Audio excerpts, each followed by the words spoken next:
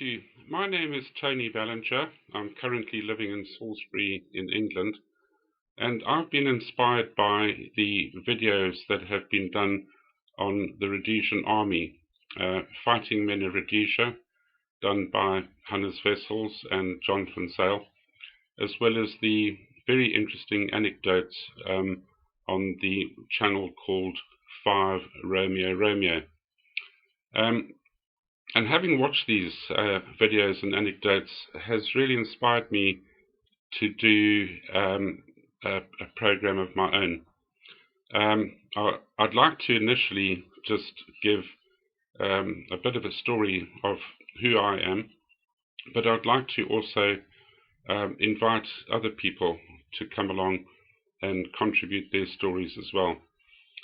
The reason I want to make videos of what happened in my life and in the life of other Rhodesian soldiers, both male and female, as well as people in other forces like the police, Part 2, armoured cars and artillery and so on. I want to do this because we're all getting on and we have so many wonderful memories and rich stories in our brains, and soon we're going to die and they're all going to be gone, lost to history, lost to posterity. There's some very fine soldiers that have passed away recently. Crooks is one of them, and apart from his book, we didn't get any information down as to his incredible exploits in the Rhodesian army, and that's lost forever.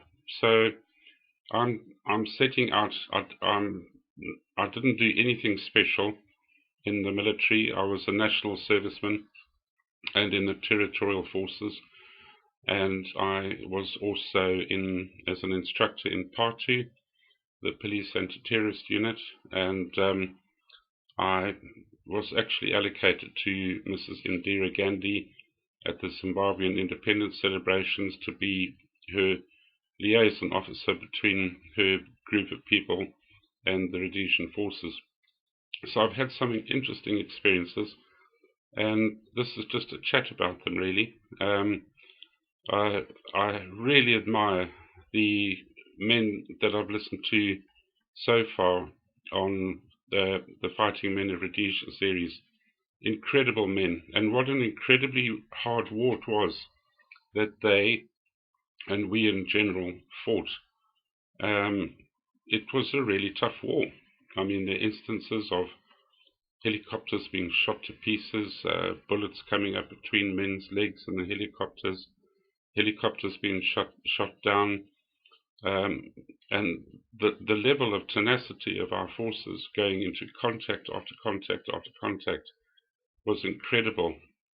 And I stand in awe of all of the men and women that made up the Rhodesian security services.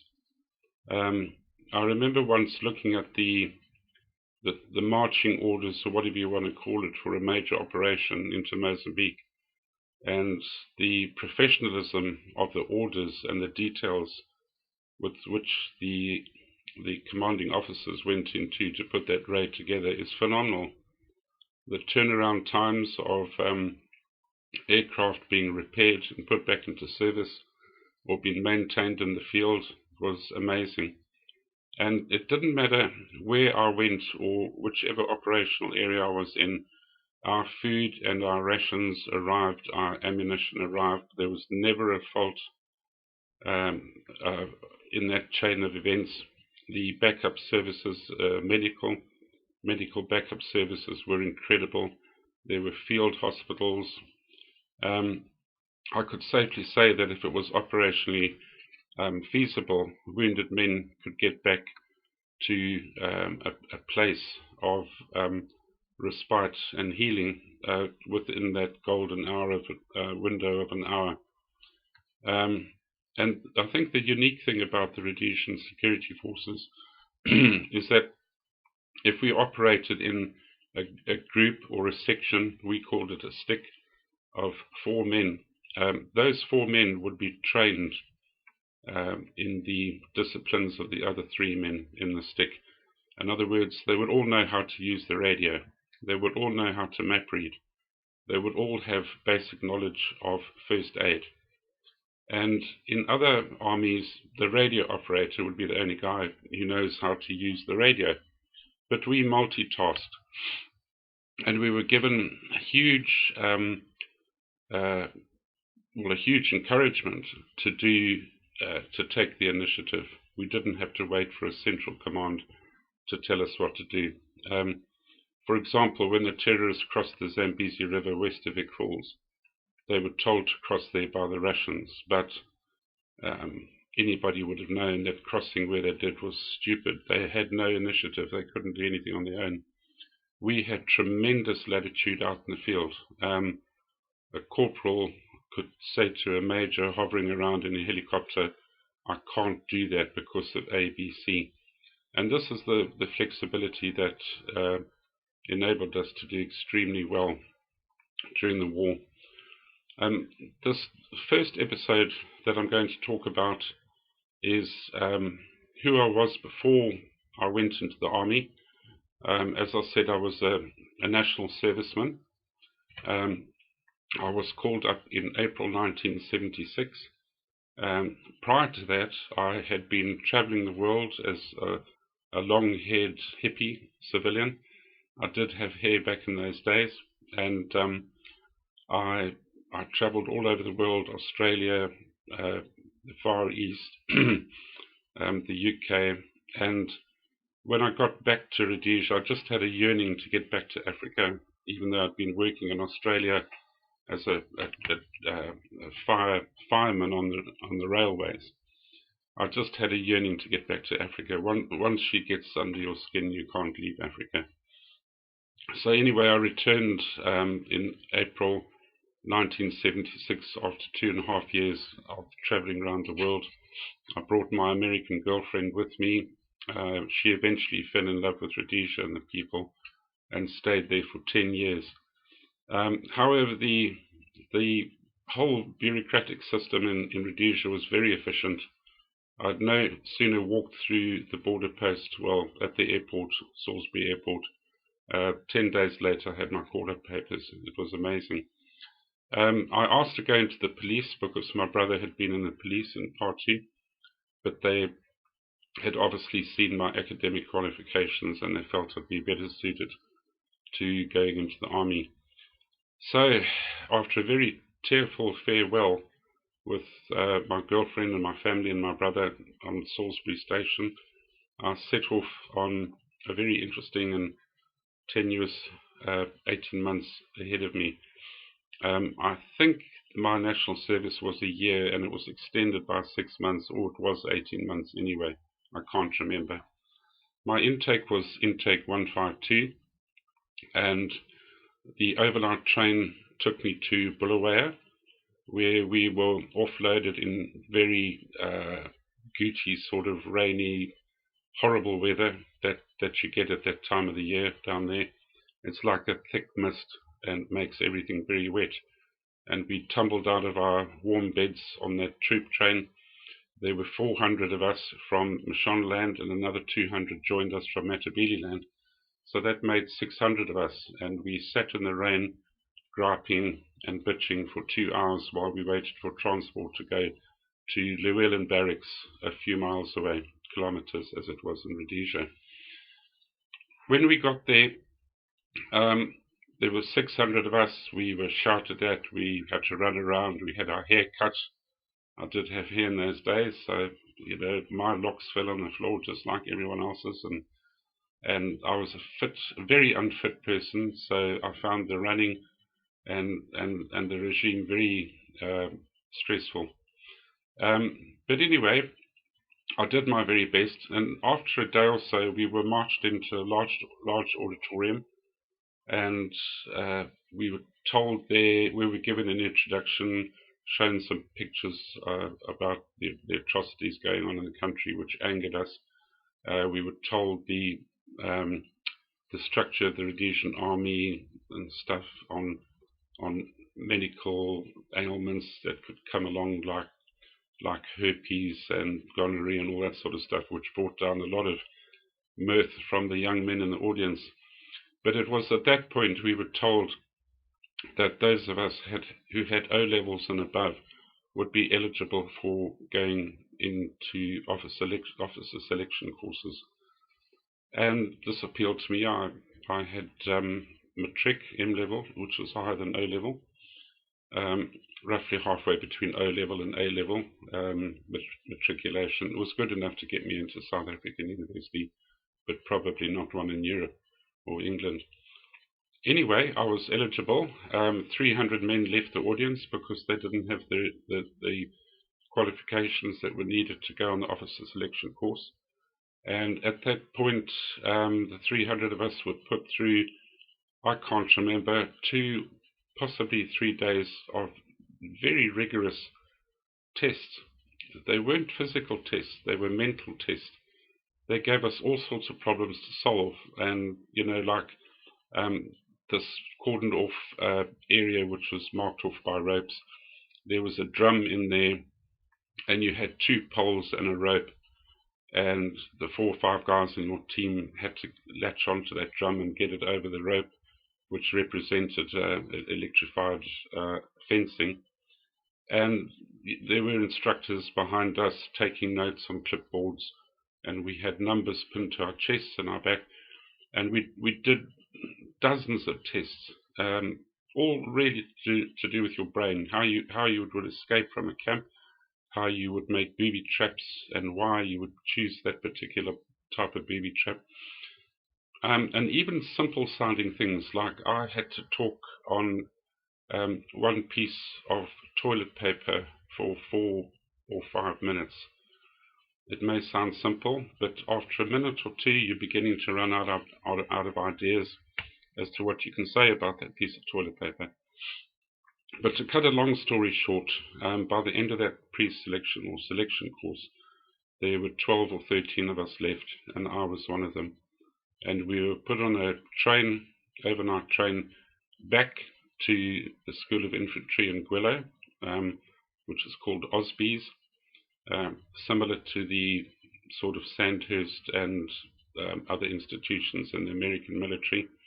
It's where both the regular and national servicemen and territorial force officers went through courses to be made up to the rank of first lieutenant. And so we arrived there with amongst much screaming and shouting, and being told that we were lower than shark shit, and the physical pace was breathtaking. I don't know how I kept up with it, but I did. I was determined.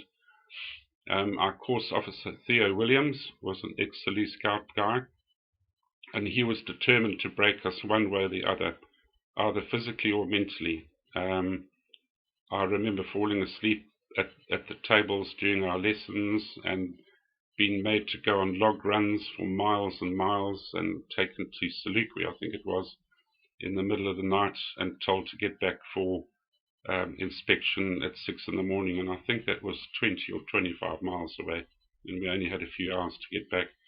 My one friend, Charlie, he was very shrewd.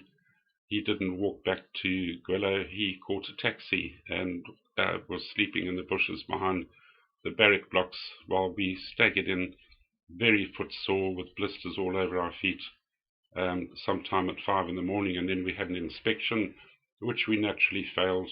And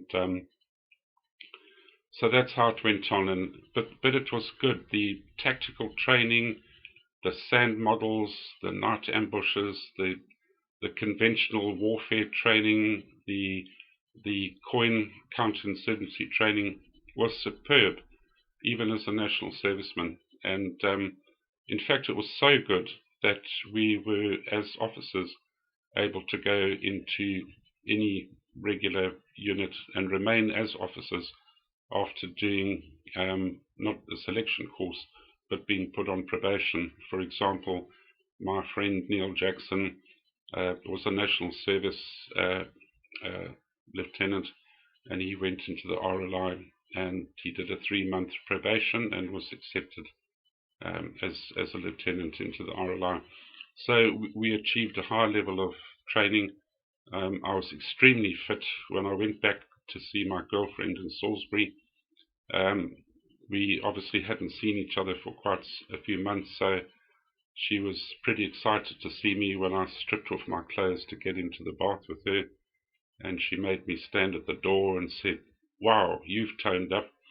And I certainly had. A lot of that puppy fat was gone, and I felt fit and raring to go. It was a tremendous course.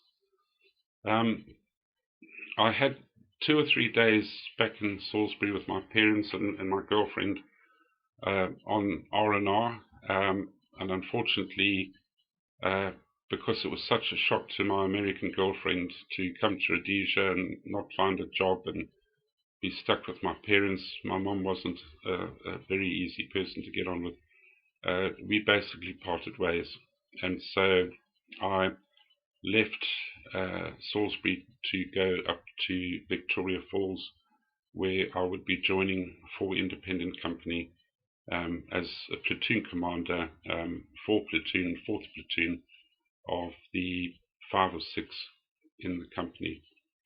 And my friends and I, Phil Lang and other guys, we climbed into his BMW at 2 o'clock one morning, and we drove. I think it was 2 in the morning, but anyway, we got to Wankie on time to meet our company, and the commander's name was Pierce, not Dumpy Pierce, but a major from the RAR, and myself and Pete Wells were ensconced in the officers' mess, and had a very nice breakfast and felt like human beings. We were promoted from low than shark shit at the School of Infantry to getting our pips and being saluted, and that was an amazing transformation. I remember walking past the RSM's office at the School of Infantry, and I'd just been to the quartermaster's offices to get my pips, and I was walking past, and he came out to the door, and he stood rigidly to attention and saluted me, and I turned around to see where this officer was that he was saluting, and couldn't see anybody, and then I heard this bellowing voice from the RSM, "I am saluting you, sir, and it's customary for an officer to return a salute." And I did this feeble thing and almost tripped over my feet and carried on my way. But it was a shock to be lower than shark shit and then suddenly an officer.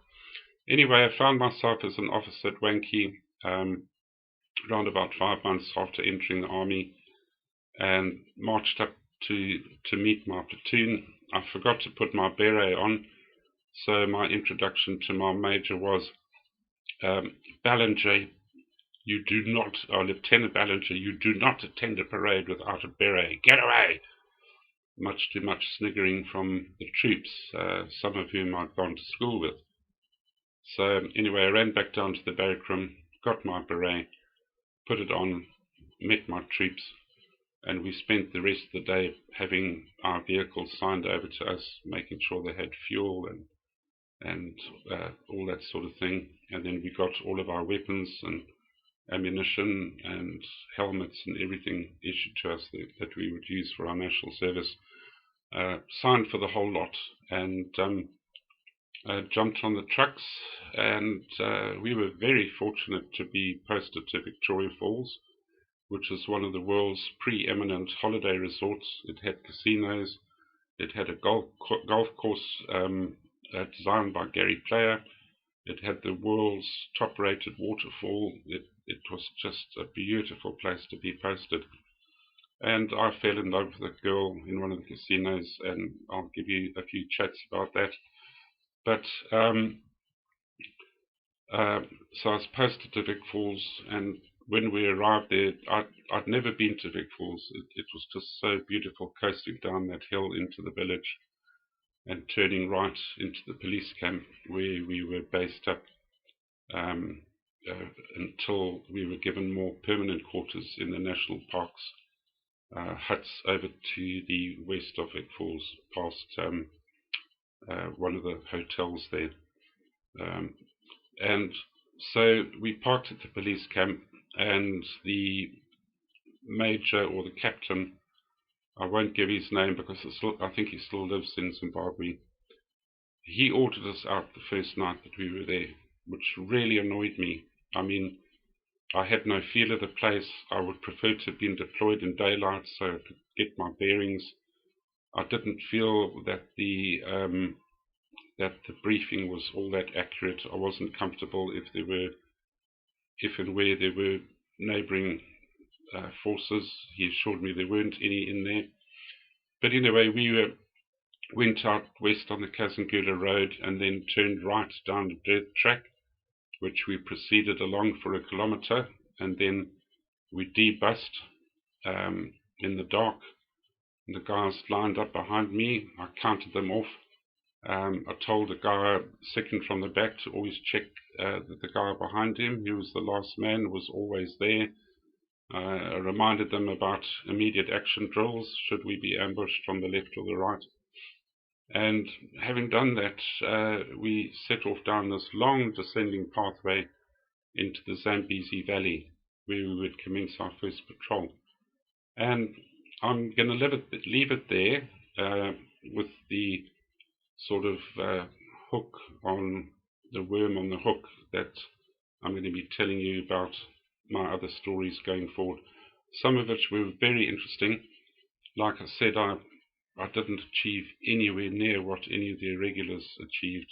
I only had about 3 contacts in the whole time I was in the army.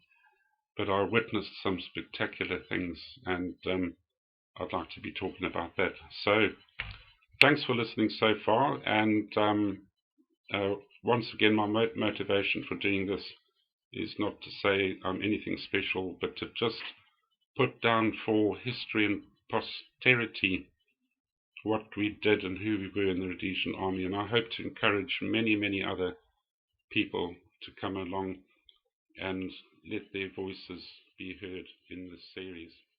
Thank you.